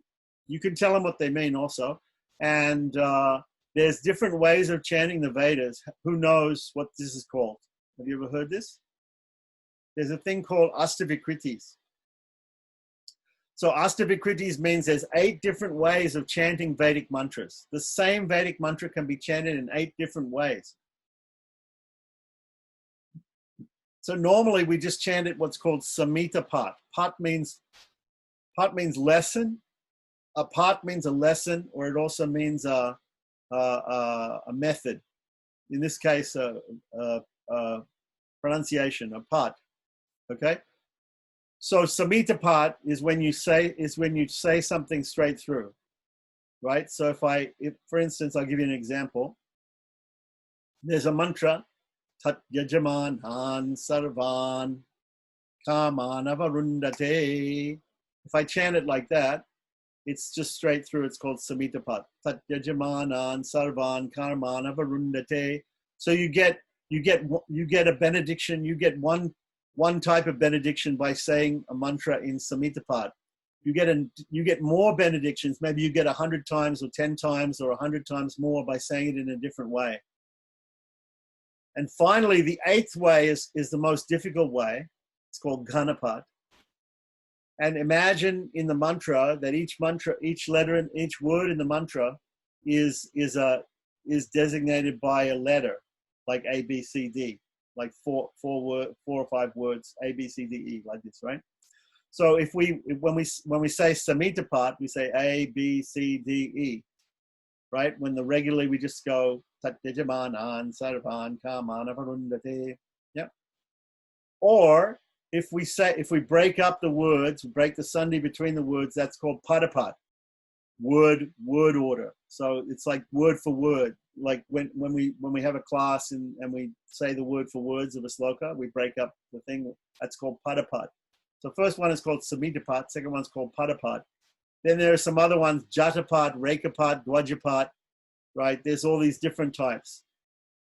But the most difficult one is called Ganapat. Ganapat would be, instead of chanting A, B, C, D, E, you would chant A, B, B, A, B, C, C, B, A, B, C, B, C, C, B, D, C, D, D, C, B, B, C, D, C, D, D, C, C, D, E, E, D, C, C, D, E. Understand? Backwards and forwards. So for instance, you might have a mantra like Isavasya mantra of Isopanishad. Isavasyamidagum sarvam jatkincha jagatam jagate tena chaktena bunjitama gurahakasisvidyanam. But if you chant it Ganapat, it becomes Isavasyam vasyam ishesha vasyam vasyamidamidamidam vasyam vasyam ishesha vasyamidam vasyamidamidamidam vasyam vasyam vasyamidam, like that. I didn't do the whole thing, but that's how it goes. So for instance, that Tat Yajamanan Sarvan Karamana Varundate becomes Tat Yajamanan Yajamanan Tat Tat Yajamanan Sarvan Sarvan Yajamanan Tat Tat Yajamanan Sarvani Jamanan Sarvan Sarvan Yajamanan Jamanan Sarvan Karaman Karaman Yajamanan Yajamanan Sarvan Karamani Sarvan Karaman Karaman Sarvan Sarvan Kaman Avakaman Kaman Varundate Varundate Avakaman Kaman Varundate, like this, backwards and forwards. Don't quote me, don't record that, because that's, I'm just trying to give you an idea. It may not be exactly correct what I've chanted. That is a system, and we can learn that. We can learn how to do that. And why would we learn how to do that? Well, we want to show off, of course. That's why. No, not really. Okay, the reason to chant like that is because, according to the rules of chanting, if you give a benediction with you simply giving the benediction mantra, that's one. If you do it with Jatapat, Rekapat, Dwajapat, it's 10 times, 100 times, 1,000 times. If you do it Ganapat, it's unlimited times benediction. So it's very rare. You can meet pundits in India who they know the whole Vedas and they know them backwards and forwards, and they know how to do Samitapat, but they don't know how to do the other ways. And the people who are the most learned in the Vedas, they are called Ganapatis. Not Ganapati, the deity Ganesh. It's GH, not GAN, but GHAN. Ganapati. He's a Ganapati. It means that he can chant any of the Vedas backwards and forwards like that, the whole thing. So if you want to learn, I have got the audio of the whole Shukla Yajurveda done Ganapat. And it's possible to get the audio of the whole Krishna Yajurveda Ganapat also. And we have a friend in Sri Rangam, Mr. Ramaraj, who's an acharya of the Kongilachan lineage. Lakshman is a few devotees are disciples in that lineage that I know, and he teaches Ganapat. He's a Rigvedic Ganapatikal, so he knows Ganapat also. So if people want to learn a Vedic mantra, if they later wanted to learn it in Ganapat, we have audios available for that. You can try to learn how to do that, and we can explain a little bit about the rules of doing that. If you want to do that, it's just for showing off and giving people unlimited benedictions and maybe showing that you're a better priest than others and getting a more dakshina, whatever your purpose is, I don't know what your exact purpose is. I would say the real purpose is to give unlimited benedictions to the people. But it certainly shows that you're a cut above some other priests if you know how to chant Ganapati. Okay, so I think we went through all the beginning and all the ending things. Now, the only thing we have to do is we want to sit down and we want to, what I suggest everybody does who is beginning samskaras, or if you're not beginning samskaras, I know a lot of this will be very, this lesson might be very simple for some people who are already very experienced in samskaras and they know a lot of these intricate procedures for beginning and ending samskaras. So what I would suggest is everybody, probably nobody is doing everything to the fullest extent. So you write out your own prayoga, and then we'll all get together and we'll suggest how to do it. We'll see how long it takes you to do it, right? And then we'll make some suggestions and we can see how we can make it better and what we can learn in the shortest amount of time to make our procedure, procedures better and more authentic.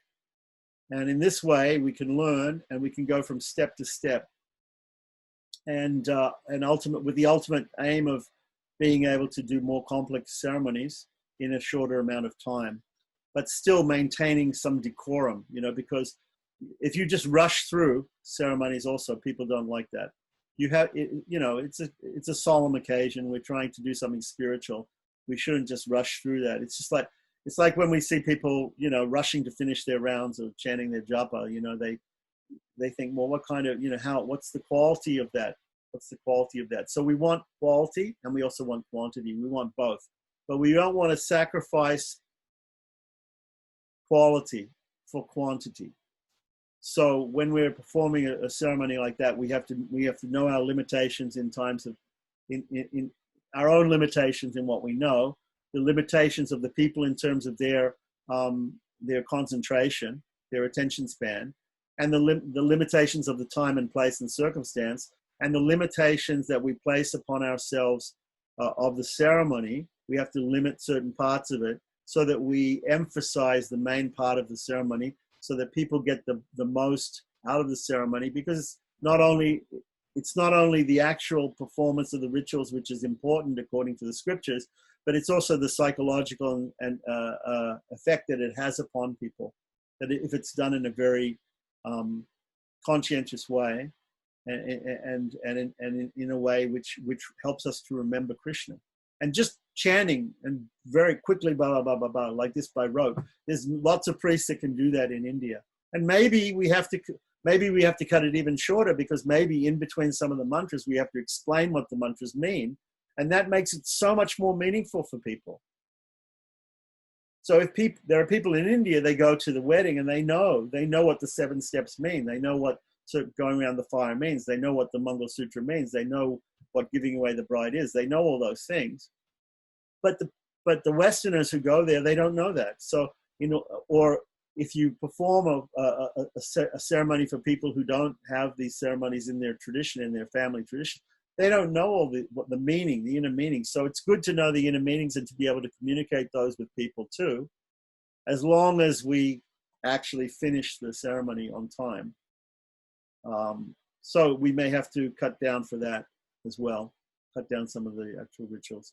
So if anybody has any questions or anything, I think we can finish it there pretty much for today. What we should do is we should think about it, and we should make ourselves a little system. I can suggest systems, a very simple system for the beginning and the end of the samskara.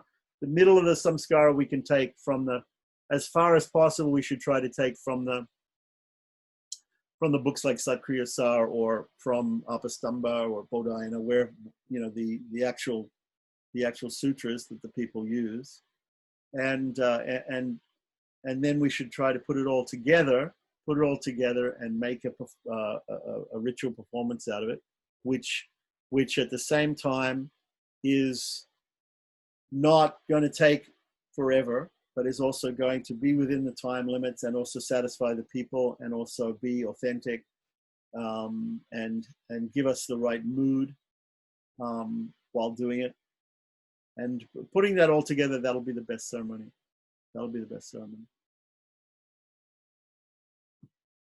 Okay, so do we have got any questions? So Comments? just to clarify, so we should do for ourselves this small prayoga and then see with you if this is all. Yeah. So taking into consideration everything that I said over these last like three classes, try to put something together and take any samskara you like. If you know you're doing an anaprasana, somebody's doing something else. Take any main part of a samskara that you like, but then let's see you actually do something that you already know, or maybe that you could, at least you should be able to read it, right? Maybe you don't know it by heart, but maybe you can, at least you should be able to read it. So write it out or type it out, and then if you want to run it by me first, I can look at it, but we should try to go through it. We should time it. We should see how long it takes. You know, even if you time it when you're doing it like that, it's not going to be the same time when you actually do it. When you actually do it, there'll be so many interruptions and so many things that are happening. By the way, did you know, fun fact, I will give you a fun fact at the end here, right? When you get interrupted in a ceremony, you're chanting Sanskrit and everything like that. Many Orthodox people, they will do Achaman again. Right? Or if they have to speak in a different language than Sanskrit, they'll do Achaman again to purify themselves. So what we used to do is we used to get creative, and between Rama Ramanujacharya and I, when we were doing ceremonies, sometimes we'd talk to each other using Sanskrit words instead of, so like we would say, like I need to take a drink of water, say that in Sanskrit instead of saying it in English or in some other language, just so we don't have to do Achaman again. But it's a small rule, but some people are very conscientious about this, are very strict about this, that if they lapse into another language, Sri Vaishnavas maybe not so much, because for them Tamil is a sacred language also. But some people, Smartas especially, are very strict about, you're speaking Sanskrit and now you're going into some other language. Now you've contaminated your mouth. Now you have to watch me. I mean, it's a very small thing. And another thing I wanted to tell you about Ganapat. I met a guy, he's dead now, but very amazing scholar, Smarta. And my Sanskrit teacher took me to see him in Sri Rangam, and he was in Tiruvanakoil, which is just the next suburb over in Sri Rangam. Sri Rangam and Tiruvanakoil, there's two suburbs, and the Shaivites are all in one suburb and the Vaishnavas are all in another suburb. So there's a Shiva temple just over the other side of the railroad tracks. And so we went over to see him one time, and he was a Ganapati. He knew how to do that backwards and forwards chanting. And he knew how to do the backwards and forwards chanting, not just with the words, but with the letters, with the syllables of the words for the whole Veda.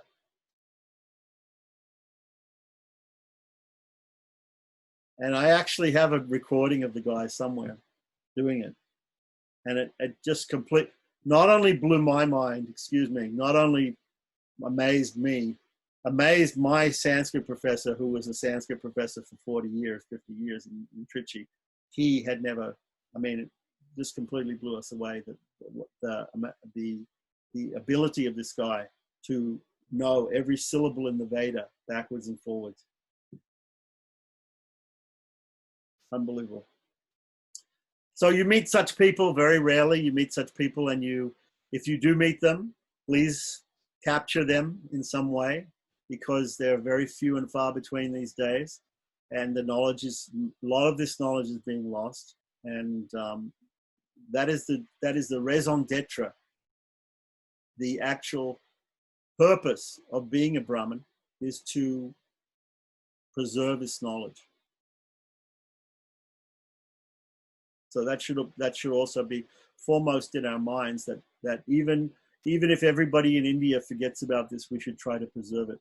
We should try to preserve the Shastras. We should try to preserve all these things for the future benefit of mankind, because The Lord has given all these things. He's given all these things to us. And so much of the Vedas are already lost. There are supposed to be 1,000 different branches of the Sama Veda. There are hardly 3 or 4 today that are still available. So a lot has been lost. More has been lost than is retained. But as far as the Krishna Yajurveda tradition, there's a lot in the Krishna Yajurveda tradition. It's a very strong tradition. Everything is there, and it's a very strong tradition, let me say. The Shukla Yajurveda also, Rig Veda also. Samaveda less. Yeah. All right, so. Atharva Veda is like lost? Or? Atharva Veda, you know, I went one time with Vasugosh Prabhu of Baroda, and he took me to the only Gurukul in India that teaches Atharva Veda, only one Gurukul. Like you might, if you go all over South India, there's hundreds of Gurukulas that teach Krishna Yajurveda. If you go in North India, there's hundreds of Gurukulas teaching Shukla Yajurveda. If you go to West India, Rig Veda. Atharva Veda, I think one. Now there might be some that we don't know about in South India also, but as far as I know, there was just one in North India, and there are some rare shakas too, like the different Vedas. They also have different shakas or different branches. So like Krishna Yajurveda is Taittiriya Shaka.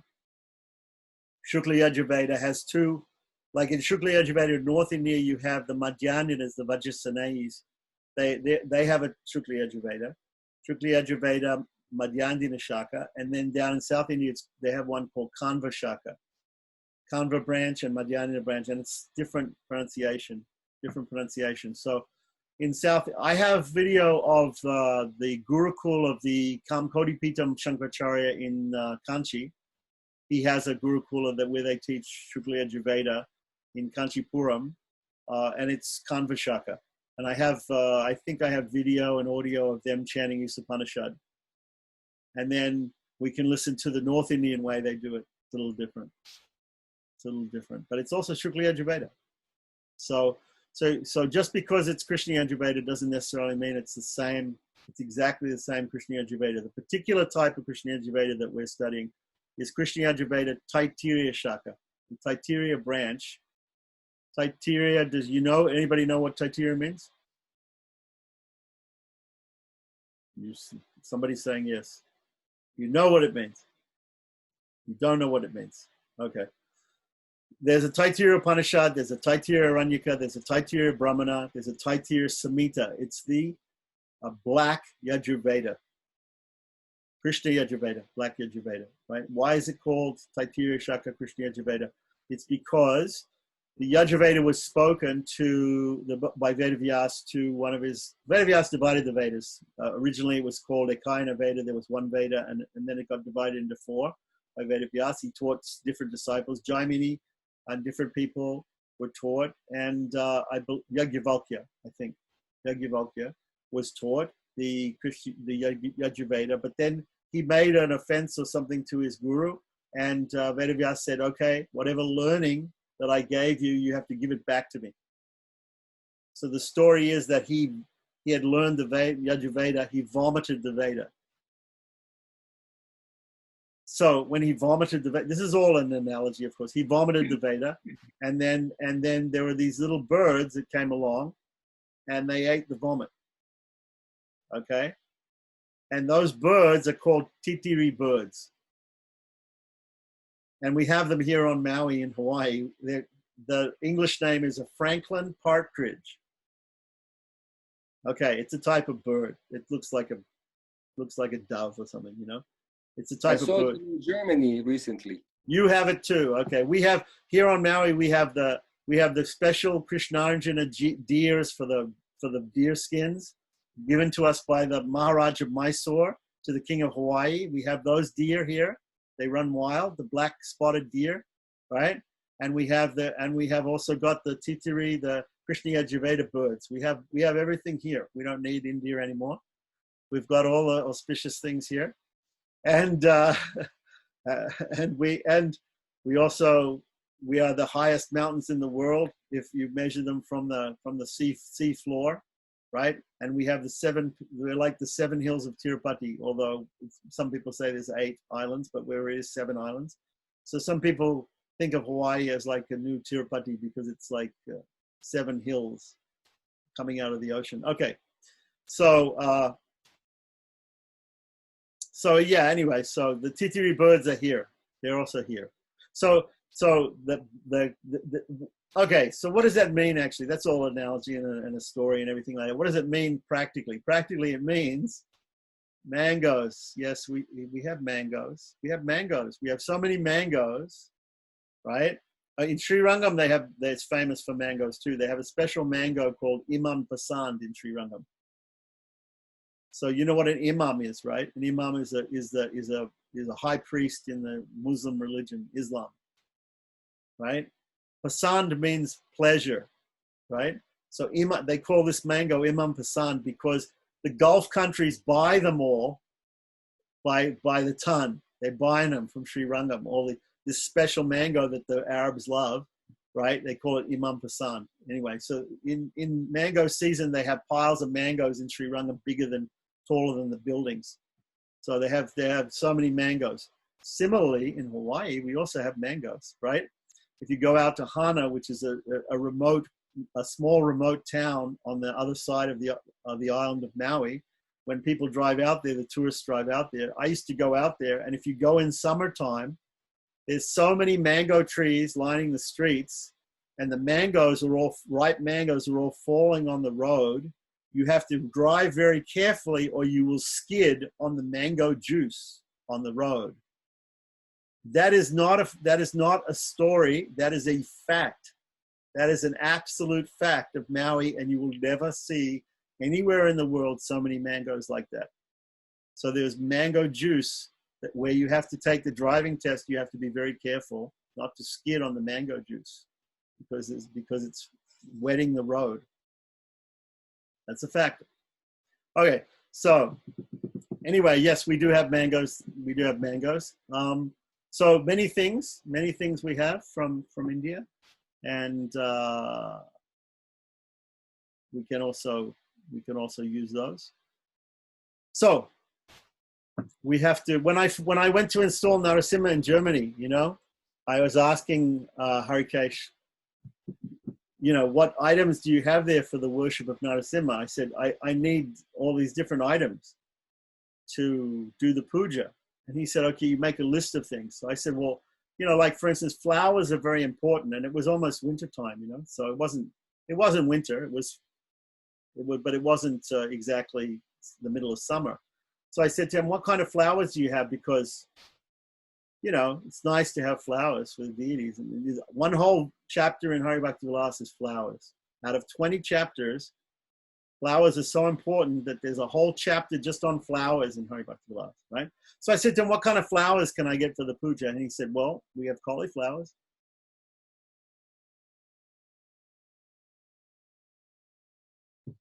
Anyway, so if you see pictures of that ceremony, you'll notice not a lot of fruits and flowers around the yajna pits, and but of course we got flowers. And Hawaii is also famous for flowers. We have the leis, the garlands. Anybody that comes here, that's the normal thing. That's the custom. Custom is you get off the plane and some beautiful girl comes and puts a garland on you and gives you a kiss and welcome to Hawaii. That's what the tourists all like. Of course, now we can't do that with coronavirus. So, but still, they have big shops in Honolulu, even on Maui. They have shops of flowers, and they ship the flowers all over the world. They even have these prehistoric flowers. The other day, when I couldn't have a class, is because it was my birthday, and my wife wanted me to go to the top of the volcano. Somehow or other, I have to prove that I'm still alive. So I have to climb the volcano to prove that I'm alive. So we went up to the top of the volcano, which is more than 3,000 meters, more than 10,000 feet. And sometimes, last couple of years, it actually snowed up there. Snow. We saw snow on the top of it. Yeah, it does come. Once every 10 years, it snows up there. So up the top of that mountain, there is a plant, a prehistoric plant called a silver sword. Look it up on the internet. And it only grows there on the top of that mountain from prehistoric times. And it's a beautiful, beautiful plant. So we have some interesting things here, some interesting prehistoric plants, and so many things are available. And some things are not available, you know. So that's the thing when we're doing a ceremony, we have to do whatever's available, we have to use it. Whatever's not available, we can do substitute. We can substitute something. So if you don't have mangoes, you can substitute apples and oranges. You know, when I lived in Fiji, when I was a devotee in Fiji, I was head pujari in Fiji in Lautoka, ISKCON Lautoka, Krishna Kaliya temple, Kaliya, Krishna on Kaliya with 4 snake ladies, 4 Nagpatnis, 4 wives of Kaliya, half lady, half snake, like mermaids, but with snake tails. You know, they were the deities. And we had Radha Krishna, Lady Vishaka, and we had Gauranitai and Prabhupada and Bhaktisiddhanta also. But the middle altar was Krishna Kaliya. So because they say that Kaliya left the Yamuna and went to Fiji afterwards. So when I used to live there, and we used to go preaching to different people's places, you know, like that, and the Fiji, you know, Fijian, half the population is Indians, you know, and they would always say, "Oh, Swamiji, please come in, please sit down. Would you like some tang?" You know, they would say, "Would you like some tang?" Tang is a powdered orange drink that they made in America that they gave to the astronauts to take to the moon, and it's a powdered drink. It's like Kool-Aid. It's like very low class, you know, stuff. And they would say, "Would you like some tang?" And we would say, "No, that's okay. You can just give us ordinary mango juice. That's fine." Because mango juice is so pervasive in Fiji. Everybody has mango juice. Mangoes are free. You can't sell mangoes in the market because everybody has so many mangoes. So you can't, when you go to the market, they don't even sell the mangoes because everybody's got mango trees and everybody's got mangoes. And everybody's drinking mango juice day and night. So for them, what's different for them is, oh, that powder, that orange powder that comes from America, that the astronauts drank, that is very nice. That we will offer that to you because we feel that is the greater thing. Because that is rare. That is a rare thing in Fiji. The mango juice is very common. You don't want that, Swami. You want to drink tang. Please drink our tang. We'll offer it to you. So that's what they used to do. We said, no, that's okay. We'll have the mango juice. That's not a problem. For us, we're very humble. Give us the mango juice. That's fine. So many things like that. So many things like that. What people think is a rare thing, what people think is a great thing, for other people, it's a very common thing. Like that. So the real rare thing, of course, is what? Is Krishna consciousness. The real rare thing is devotion to God. So the most important ingredient in any of your ceremonies is what? Is your devotion, is your mentality. So, and if you can try and invoke that in other people, in the people who are your clients and the people who are your sponsors, your yajamanas, if you can get them to be devotional, that's the best thing. That's the best ingredient. That's the number one ingredient. You don't need any other ingredient but devotional bhakti. That's the number one upachara. Upachara means offering. That's the, Krishna says, patram pushpam palam toyam. That palam is mango. That pushpam is tulsi, right? That fruit is mango. The leaf is tulsi, right? That he wants, that he likes. But he says, I want this fruit, flower, leaf, water, but I want tadaham bhakti uparitam. He says, with bhakti, I want the bhakti. So the bhakti is important. The bhakti is more important than the fruit, the flower, the leaf. So whatever leaf you can get, whatever fruit you can get, whatever grass you can get, that's fine. The bhakti is the thing that makes it all work. That makes it all correct. With bhakti, any fruit, any leaf, any grass, anything is fine. Without bhakti, even the best fruits, the best flowers, the best grass is no good. Right? And that should be our attitude. And if we have that attitude, everybody's going to be satisfied. Everybody's going to be satisfied with our ceremonies. Okay. Any other points? Okay, so let's we've got homework to do, and we'll meet again. Thank you so much. That's what we, Thank you. let's go. Thank you very much. Hare Krishna. Hare Krishna.